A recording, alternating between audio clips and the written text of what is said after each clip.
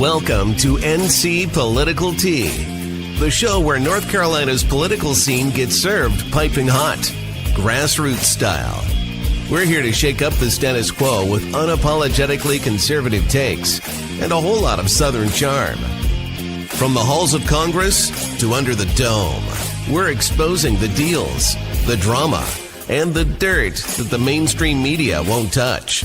Who's fighting for your freedom? Who's selling out to the woke mob? And who's about to get roasted? No fluff, no filters, and absolutely no time for spineless politics.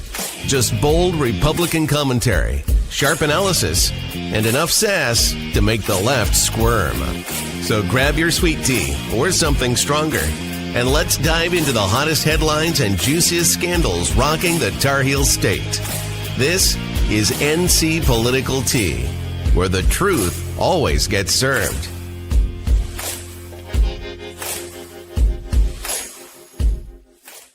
Biggest human trafficking point between Atlanta, coming from Texas up. So we're excited that this is finally here. And it's exposing people, especially the sheriff's department, the governor, and the attorney general, because they're not doing what they need to do to protect North Carolinians, which these people are not. Hey, so all the news is Charlotte. Right. What's going on in Charlotte? Big news. Listen, this is what we voted for. I'm so excited. Finally, we're going to see. Listen, it's like watching something you've waited for forever to happen. He's keeping his promise. North Carolinians are going to be safer. We're actually exposing the school systems, the governor, the attorney general, who's done nothing at all. And I was really excited to see them not just hit Charlotte, but they hit Greensboro, which is my favorite place that they hit. Yeah, Raleigh as well. And so what we're talking about, guys, is look, I mean, people voted for the border to be closed, and we don't really talk about that anymore because Trump has closed the borders. That's one of the things when you keep a campaign promise. Unfortunately, with voters, it's kind of a thankless thing, right? Once it's taken care of, it's not a problem on their radar anymore. And you see that in polls where the border is being taken care of, so it's no longer an issue. But law and order is still an issue. But one of the things that we want to mention and highlight really is that, you know, I was in DC for the week, and a lot of people were asking me when I went out to get my hair done, when I went out shopping, hey, you're from North Carolina, what's going on in Charlotte? And they've got this misconception that innocent people are being raided continuously, but that's not really true, actually. No, it's not true. As a matter of fact, you know, I think that's the news. That's the Charlatan Observer. That's what I call the Charlotte Observer. The Charlatan and the news and disturber. That's right. I really feel like the news is really trying to amp this up, which is sad. Right. It really is. So when we look at what's been done, there's been over 400 arrests. And what DHS has put out is they put some of the worst people out. So this is people that have 44 criminals they caught, illegal aliens, aggravated assault with a deadly weapon, assault on a police officer, battery, DUI, hit and run, and child predator stuff, which, as we'll show you in a minute, we have just discovered that Charlotte, you guys, Charlotte is a major hub of internet travel. We're right at the nexus in Charlotte of 77 and 85. So that's a lot of human trafficking. And we picked up on that, and DHS picked up on that, and ICE picked up on that, and we ended up shutting down a lot of that. Yeah, well, it's not just, you know, I think what people don't understand is it's not just human trafficking. It's drug trafficking. It's any kind of child trafficking. Doesn't matter. Charlotte from Atlanta, that is the major thoroughfare for all of that. And if you travel between there often, you can see that there's always police on one side or the other. They're either coming out of the Georgia border to South Carolina, from the South Carolina to North Carolina border, or on the other side. But what's really interesting to me, Sloan, is to me it's interesting that I did a little digging on how many illegals we have in the state. It's really hard. You don't know what to call them anymore. And so they said 4 out of 10 are illegal.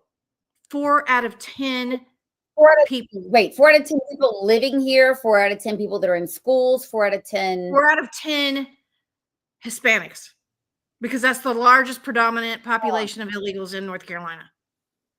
Well, let's listen to one of the spokesmen from DHS said. I'm going to play what she said about human trafficking. It really blew my mind. It was. Is the fact that it is an epicenter for they're ranked number 9. They also have a massive gang problem. It's also become a major hub for gangs, especially MS-13. That's part of why we're seeing that human and labor trafficking. They have a very advantageous, I guess I should say, highway system as far as I-95 and other major hubs that make it easy to travel from Florida to New York. So this becomes a hub spot for that human trafficking. I remember years ago, Charlotte was like the jewel of the South, the center for banking, and now it's just and it still can seemingly gone so wrong in so many ways. Yeah, I mean, I was born and raised in Charlotte, walked to school every day, never felt that there was a criminal element. Of course, back then, that was before the Bank of America merger that happened with, I believe, what was it? Nations Bank, I think it was. Wachovia. But do you remember that? Yeah, all the banks, I think it was Wachovia, all those banks, but it was a major hub in San Francisco. And then it really transformed the city, you guys, because it brought San Francisco values to North Carolina and specifically into Charlotte. And that's why it is damn hard to get a Republican elected in Charlotte now. Well, so what really changed Charlotte is when 9/11 happened and they realized that they didn't have any communications to help everybody through the banking part of 9/11. So they brought that to North Carolina because Charlotte was a growing city. It wasn't very big. And we were working through everything else in infrastructure wise. So it was the right time to move people from the Northeast, specifically New York and New Jersey, and also from California, because all the IT or techie banks, online banks, Credit Karma, all those things, they came along with it. So it truly transformed the city. And the state, really. And that was during the .com boom. I remember because it's funny, at 2001, right before 9/11, I moved to New York. So fun times. Oh, wow. Yeah, exactly. So, but it's had a devastating effect on schools. I'm getting ready to review, the financial impact, because it does matter, because we've been talking for years, you and I, about lower test scores, about the problem of teachers in some of these rural schools, literally having 18 or 19 different languages spoken inside of a school that's already underfunded. And now we're finding out why. So again, the DHS secretary.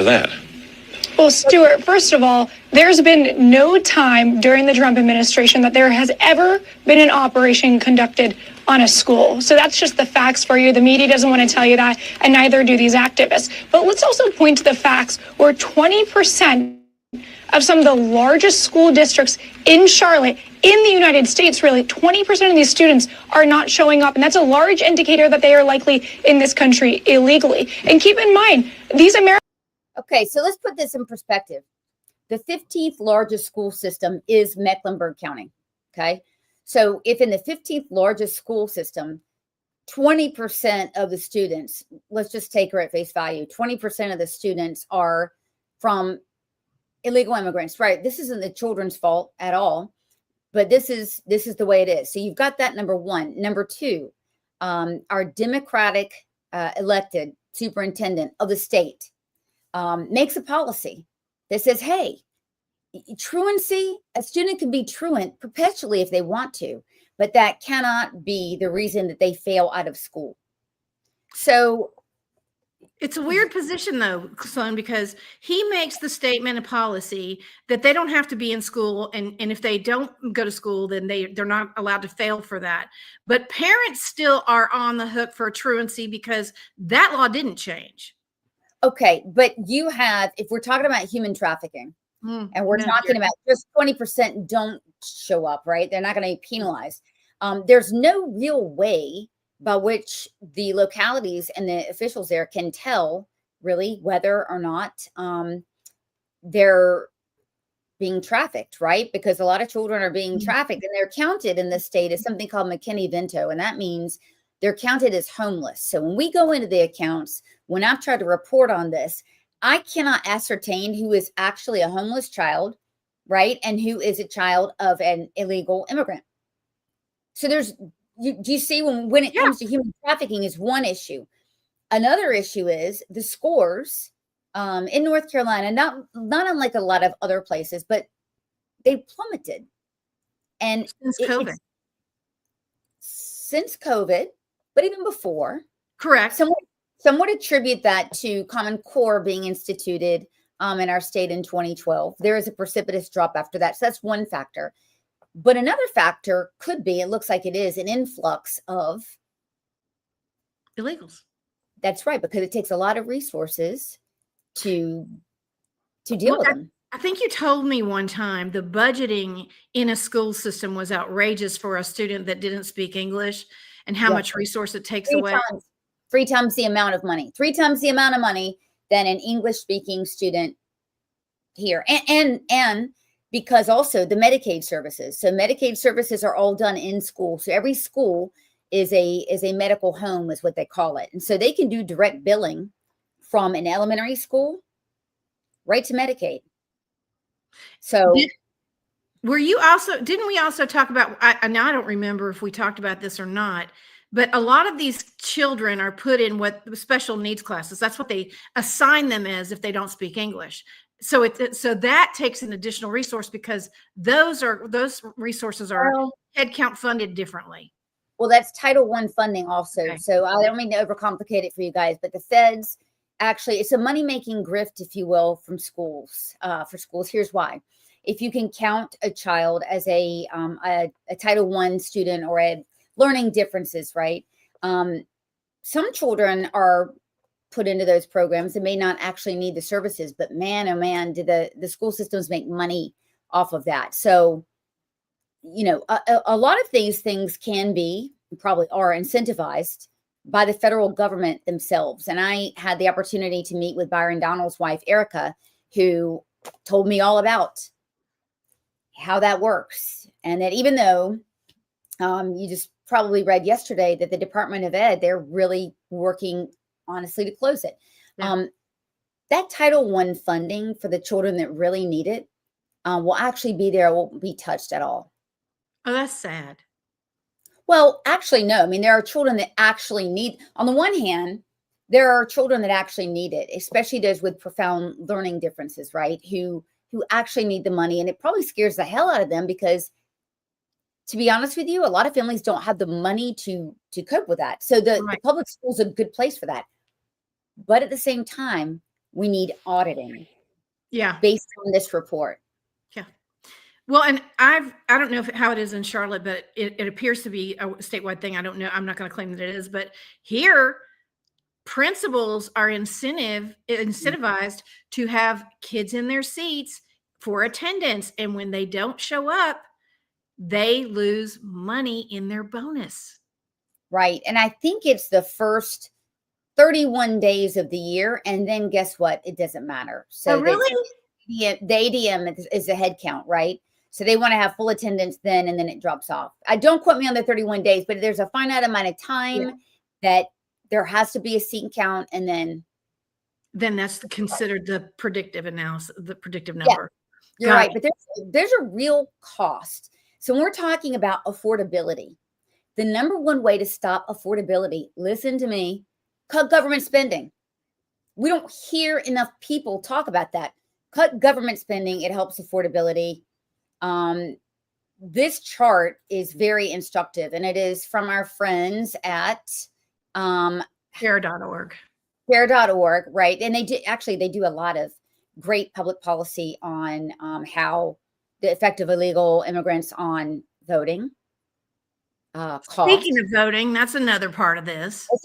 That's a whole nother. Now we can open up a whole new vista on the challenges that illegals. And again, it's not something that the American people are necessarily focusing on now that the border's closed, right? Because some people are like, oh, okay, great, we can take our concerns off of this. But no, look at the costs, the amount of burden per North Carolina household annually, $779. I'm sure it's gone up since this was made. I mean, I'll be honest with you. We've had such a 2023, drastic, yeah. a drastic influx through the Biden era. I'm sure that it's higher than that, the actual cost per North Carolinian. We're talking every North Carolinian, not every taxpayer. Okay. So this strikes me as taxpayer. Of course, there's state fund. So this would be a state fund, but check this out. So in education, an estimated 1.47 billion goes towards educating illegals. Imagine the after school programs, the private tutoring programs, the extra resources that can go for American children who are struggling right here in North Carolina. We talk about this all the time. We are a rural state. We have 100 counties. Out of that, 91 are rural. Yeah. Well, and here's the other part people don't take into account. The amount of money that the school or education system is in the state budget. I believe it's the second largest line item in the state budget. DHS, right, next to DHS, it is, and it's growing. By the way, we were promised. Yeah, I mean, we have opportunity scholarships now, which promise to reduce the cost of education, right? Because there's the ADM, in other words, the seats would be lower. So the theory is, less children in public school. That ain't never gonna happen with illegals. You see, it's always full. Look at the police costs. Yeah. But the biggest line item, to your point, education, the biggest line item by far is 1.47 bill. Then it drops off to 461 million. Look at that drop off. Education is the biggest line item. Big deal. But here's the other part. Rural counties are the ones that suffer the most. Yeah. Because here's what's happening in where I'll just use my county as an example. The population overall is trending down, but the Hispanic population is trending up. It's actually gone up 10%. So there's a huge disparity. Right. Yeah. So the tax-paying base has gotten lower. Mm-hmm. The need has gotten higher. Right. Well, you couple that with the fact that the majority of people that are not Hispanic are not, the demographic is, or the mean age, I think, is like almost 60. Okay. So, but how would you overcome this argument? Some would say, well, illegals still pay taxes. Yeah, listen, I don't care that you pay taxes. You are not here legally. Like that's to me a non-argument.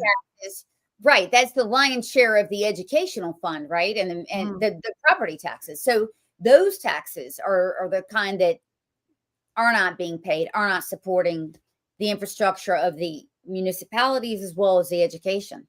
What a weird concept, though. You can come here illegally and pay taxes.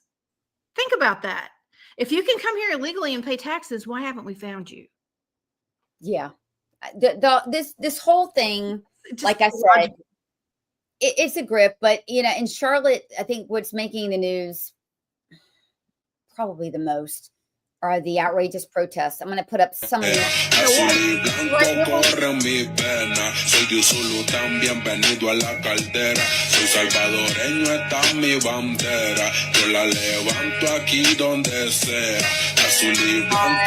Okay, so not really seeing a lot of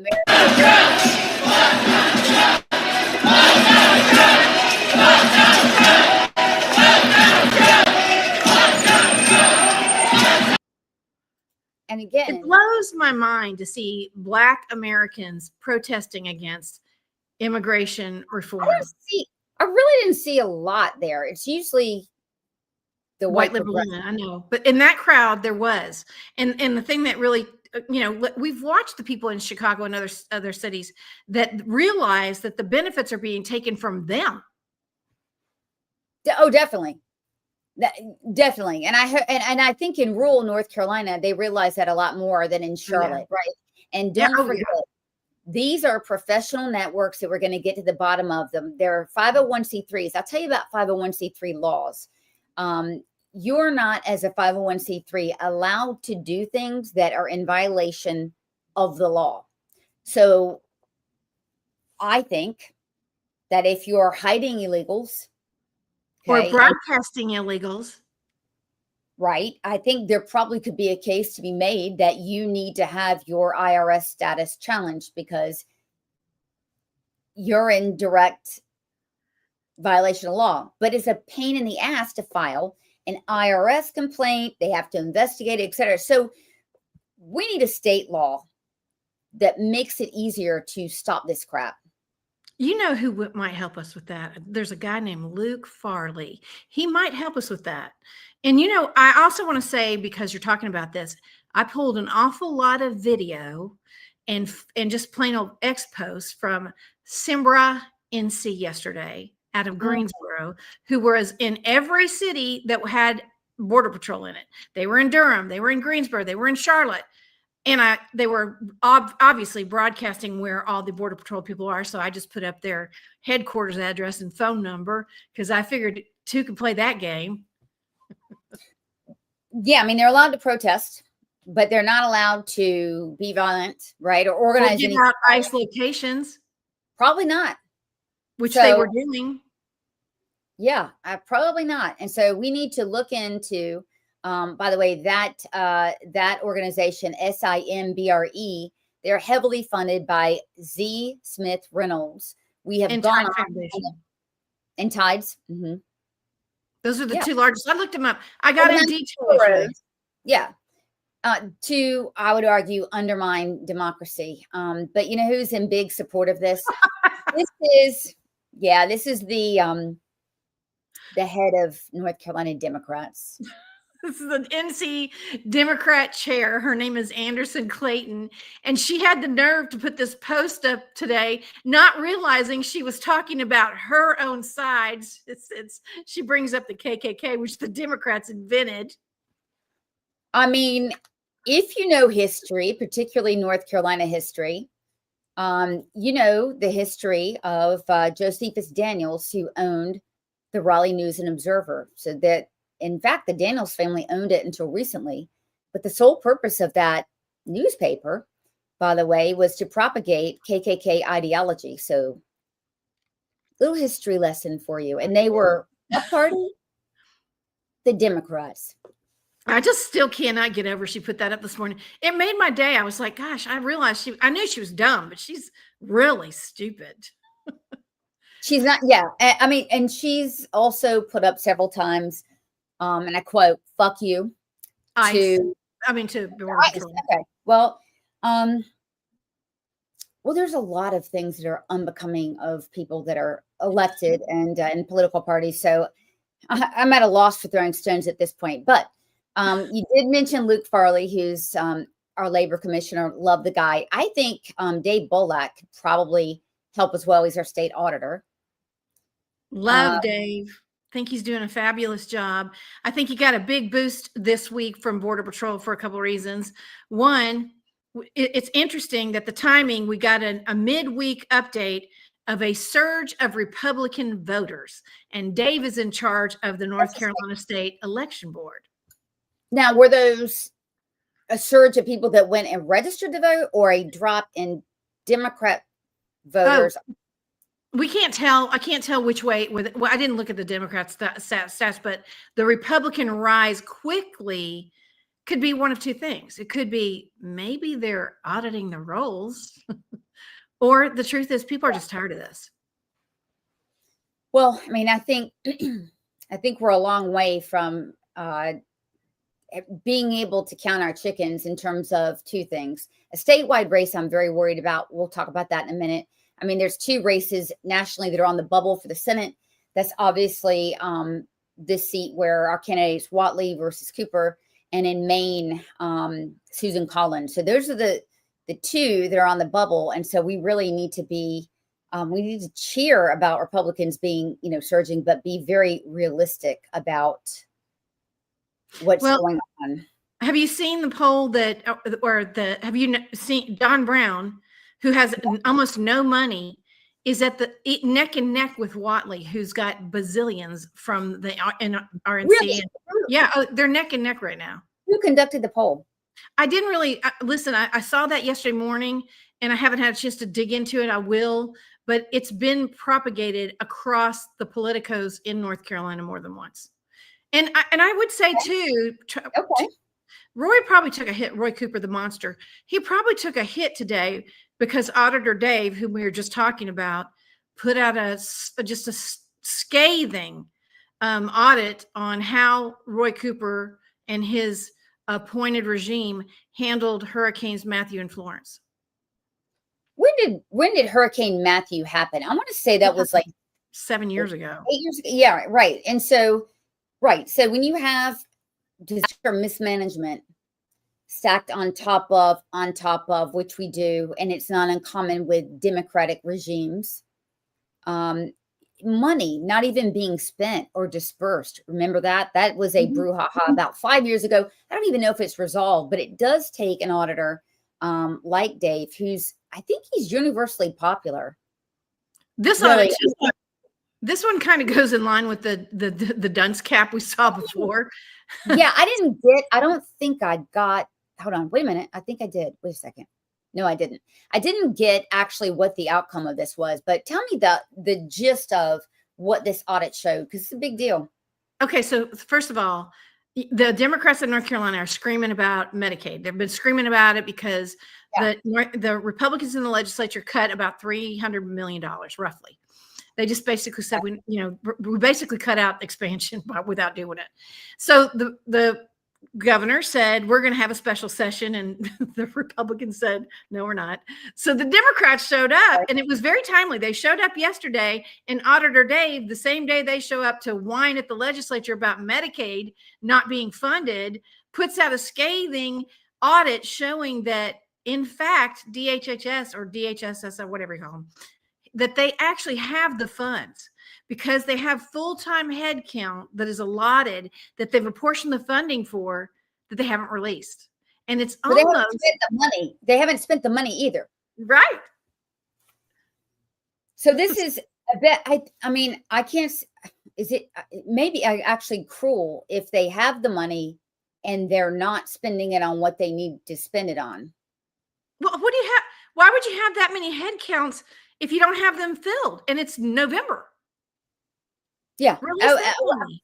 Yeah. And look, we've already said that the audits that have been done on DHHS here in North Carolina and the way that they're billing, et cetera. I mean, the number one source of fraud, waste, and abuse in America is Medicaid. Oh, 100%. And North Carolina ranks 12th in the country in Medicaid overpayments or misaligned apportionments. It doesn't matter. Here's the deal. They can move that. It's the shell game. They want to complain and make all this drama, but the money's out there now, and Dave has made it, available. And now we just have to embarrass them. We just have to make them look stupid. Sadly. Well, it's not hard to do when you're pointing out the facts. No. And when you put them out, the timing couldn't have been better, honestly. Right. Whilst they were in the State House complaining. And I mean, look, that's all the Democrats have is this, this smoke and mirror stuff, right? Of usually they have imaginary problems when the real problem of crime and people being murdered and the revolving door of crime in Charlotte. I mean, the average arrest of a violent offender that finally kills someone is 13. That's 13 about times before they're incarcerated for good. Well, before they commit murder. Oh, before they commit murder. So it's an escalation. Well, yeah, it's a yes, it is, right. So in other words, I look at it as 13 chances to avoid a murder potentially. Can you imagine that being the lucky number before you kill somebody? Oh, I can't even do this. We can't go there. We're just not going to do that. Scary. It's very scary. And we've talked here a lot, unfortunately, about the crime victims from a 4-year-old boy to Irina Zarusa. I mean, it's real. Yeah, Mary Collins. I mean, it's real. It's got real implications. So shame on the Democrats for trying to gaslight people with this Medicaid stuff and saying, you're trying to kill people. Well, we actually have material evidence that these Democrat policies are killing people. Yeah, it's really, and it's not just in big cities, Sloan. That's the thing. I think, now that we've got our eye on the ball when it comes to the revolving door of crime, we're starting to see the statistics in little counties too, and major, suburban areas. And DAs are going to feel that because next year, all 100 sheriffs go up for reelection. That's right. Republicans had the majority on that. Now we want to maintain the majority and gain some. Why? Because following the Constitution and law and order is important. And you see the Democrat sheriffs are still obstinate when it comes to cooperating with ICE. Sheriff McFadden in Charlotte is a chief offender in that. As the body count goes up, he continues this nonsense of not cooperating with ICE. I don't get it. Well, and the Greensboro sheriff came out today and we were worried about our community. He was such an embarrassment. I do not know what happened to the place where I grew up for most of my formative years, but that city's just really pathetic. Yeah. I mean, again, I have nothing to say. Charlotte democratically elected an overwhelming amount Democrats to run the city. So, I mean, here we go. I mean, here we had it. So, well, we're signing off a little early because I've got to do a space. So if you guys want to join me, I'm doing a space right after this. So who are you doing space with, Sloan? Who's sponsoring it, or who's the Indian American Council is sponsoring it, and it will be on X. So if you're on X watching right now, it'll be easy to find. You'll be able to find it. So awesome. Yeah. Oh, I have this up again. Yes. So if you haven't read this, go ahead and read this. And I think there are statistics in that article based on it. So well, he came out today with an audit on University of North Carolina, Chapel Hill, which of course I'll be reading.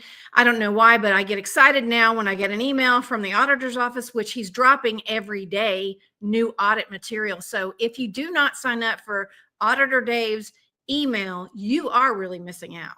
You really are. And he was on the board of governors for UNC Chapel Hill. So I don't want to see him handle them with kid gloves. So I'm going to be looking for that. Oh, yeah. So, I'll send it to you after this. So this weekend, minding my own business, literally put up a post that says Tucker Carlson is America's most prolific anti-Semite. He is. But Tucker Carlson has a brother who is a big fan of Nick Fuentes. Nick Fuentes is a vile, disgusting, sick, anti-Semite, misogynist, racist, calls Black people the N-word, says that, I mean, as an insult, says that women want to be raped, need to be subjugated, Jews should be rounded up and killed. That's the rhetoric. So you got Tucker Carlson, is a prolific anti-Semite who gave Nick Fuentes actually a free infomercial. You've got the brother who's vying for second place. And I posed this question, by the way, on my account, my X account, that only has 49,000 followers. You know why? Because I have to block thousands of anti-Semites every month. And so you taught me this, Margot, when you block people, you can't grow your account. No, it stifles your algorithm and it really drops it down. I've seen it a lot with myself, Sloan, but not like I've seen it with you. I've literally, I follow you, you know that, and I lift you up. And I've noticed that, if I say something on one of your posts, the residual effect is to anybody that touches it. You know what I mean? So I cannot imagine how you feel. It's bad. I mean, anti-Semitism is raging in this country. I've received serious death threats where it's been really bad, actually, for being a prominent Jewish person on the right. So I put up this post, and I didn't tag the vice president, didn't raise any issues, but so JD Vance singled me out on his account, and he says I'm a journalist in quotes, and made a bullshit case about basically, why are you attacking my bro for the views of his father? And then he went on to question my Judeo-Christian values. And I responded because I'm going to respond. You missed one. Where's the scumbag line? Oh, and then he called me. He's not going to tolerate, the vice president wants all of us to know, he's not going to tolerate scumbags questioning his staff. His adult staff. Correct. And so I responded. Here's one of my responses. He basically said, why are you attacking a stranger? And I could pose that question to the vice president, actually. the vice president, pointed out that this isn't someone I don't know. It's a top advisor being paid with taxpayer funds. And basically, it's what I do. And I asked him, look, should I just shut up while Jews like me are being targeted by Candace Owens, Nick Fuentes, and Tucker Carlson? Should I just shut up as a minority? Or am I allowed to speak without having my Judeo-Christian values challenged? So I would like to speak right now about this directly. I mean, what makes this whole situation so bizarre is I never tagged the vice president. He wasn't even the subject of my post. I wasn't talking to him at all. Again, I'm a small account. I asked a simple, factual question about the ideological environment around someone in his office. And out of the blue, the vice president of the United States swoops in and attacks me personally. Doesn't answer my question. That's not normal behavior, and everyone knows it. It's not how a confident leader acts. That's how somebody reacts when a question really hits a nerve, and the vice president seems extremely uncomfortable about questions about the grip Tucker Carlson has on his office. I'm a private citizen with less than 50,000 followers on an X account. I am a journalist, yes, and I believe I do a great job. So does a lot of people. This is the second most powerful man in the country. And for him to seek out my post and twist my words and lash out at me for complaining about anti-Semitism is not only weird, it's really revealing. So for Americans, the story here isn't that I asked a question or that I'm attacking one of his bros. We voted for leaders to protect us and to protect minorities, not to protect their buddies and their bros. This is a story of the vice president of the United States melting down because someone in his own party who works to get Republicans elected is asking him how high the influence of Tucker Carlson and by extension, Nick Fuentes reaches up in his administration. Listen, nobody would shrug at all if I asked about the son of Bill Gates, George Soros, a Pfizer CEO, or a tech AI, czar. No one would bat an eye if I asked about their son being in an office that's a heartbeat away from the presidency. So I'm sorry. We could ask how their worldview shaped them. We've done the same thing with Mandani. We have looked at his parents, right? His radical mom and radical dad, and theorized how they shaped his worldview. I know we've done it with Obama, how his grandmother and father and mother shaped his worldview. We do it all the time. And when the family legacy is extreme and blatant anti-Semitism, as it is with Tucker Carlson, this question is every bit as legitimate. The question is assessing influence, and it's extremely legitimate. Look, people notice, because I've heard from thousands of people notice that the vice president attacked me and didn't offer Americans any clarity, reassurance, or explanation about this at all. He avoided it altogether. And that says something. But targeting and intimidating people on your own side to shut them up is just weird. And everybody knows it.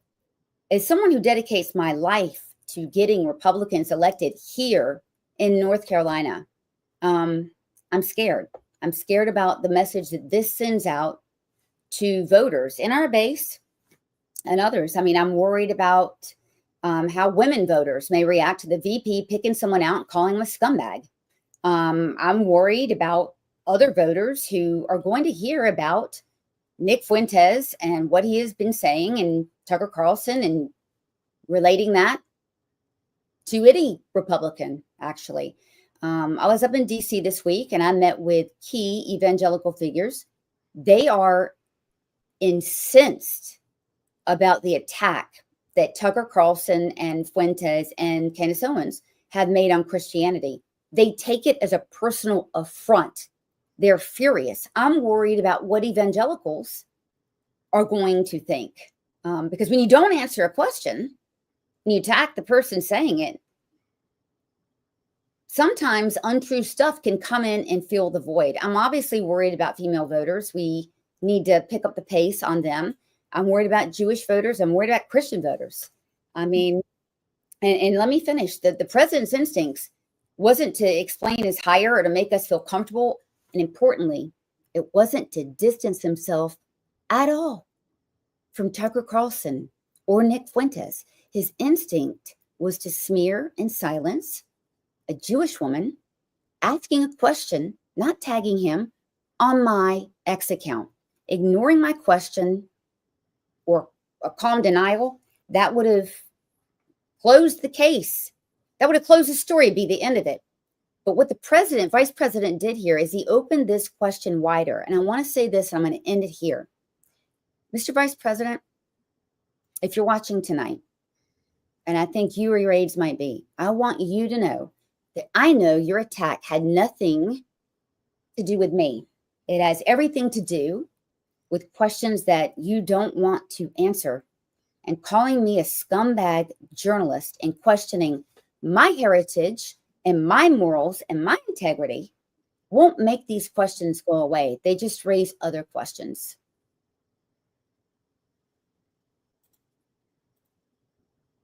Back to you.